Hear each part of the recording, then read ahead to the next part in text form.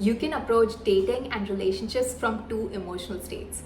Force is when you control outcomes, when you react to everything that happens in your love life and you operate from fear, anxiety, or scarcity.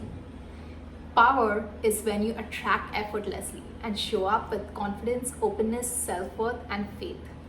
Your emotional state decides the kind of people and experiences you attract in love. And in this video, I'm going to break down how shifting from fear or anxiety to a more empowered state can change outcomes in love. Hey guys, welcome back to my channel where I aim to bring optimism and faith back into the lives of women who are navigating modern dating, love, societal pressure, and timelines in their 30s. So if that sounds good to you, let's get right into it.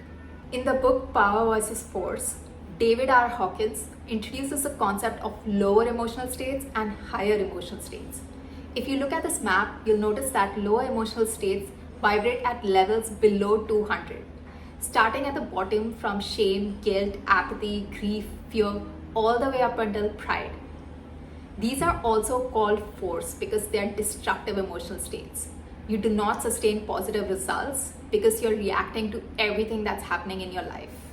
At the lowest levels of shame, grief, and apathy, you struggle to trust life.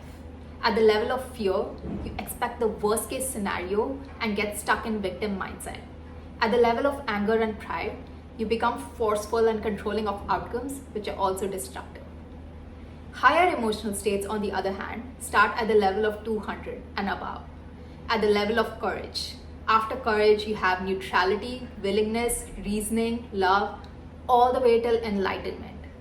These emotional states are also called power because instead of reacting to life, you start responding by taking positive action to change circumstances in your life. At the level of courage, you accept reality, believe better things are possible, and set new goals. At the level of willingness, you take aligned action towards your goals. At the level of reasoning and love, you trust yourself, your timing in life, and you continue showing up with optimism and faith. When I look back at my own life, I realized something very important. Some of the major transformations that I've had in life required me to show up at higher emotional states for a sustained period of time.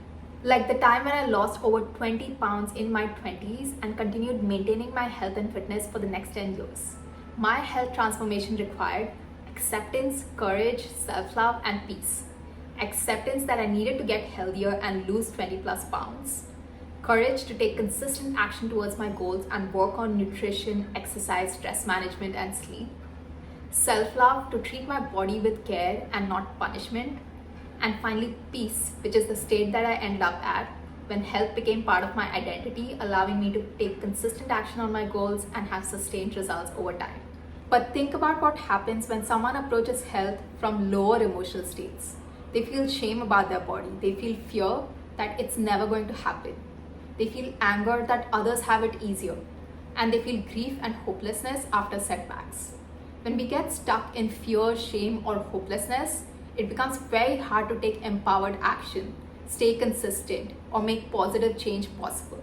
In my early 30s, after years of dating disappointments, situationships, ghosting, failed relationships, I was stuck in negativity. And I was bringing those exact same negative emotional patterns into dating.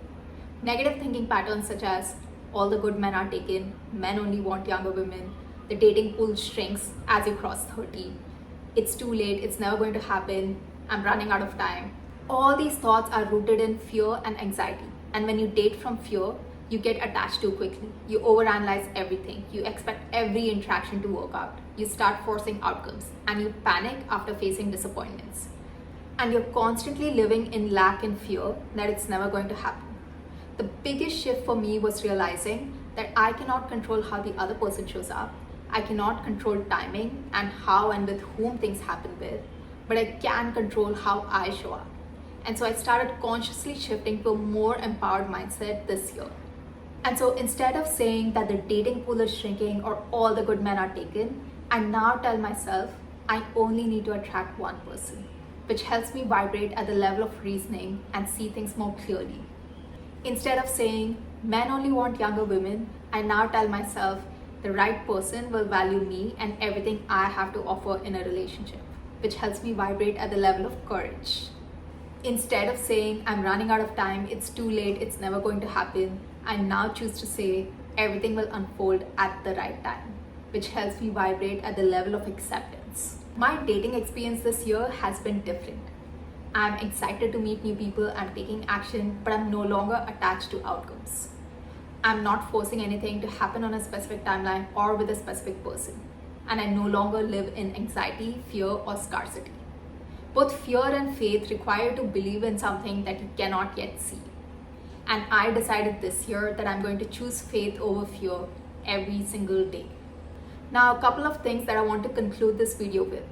We all feel fear, grief, hopelessness, and despair every now and then. And that's part of being human. The goal isn't to never have negative emotions, but it is to notice when you've slipped into emotions like fear or anxiety and bring yourself back to a more empowered state. And don't stop working on your goals. Don't stop taking action. Don't stop meeting new people or going out on dates. Love can be delayed, but it doesn't mean it's never going to happen. That's it for today, guys. I hope this video helped. Let me know in the comments below. And remember, keep choosing alignment and faith over timelines. I'll see you in the next one.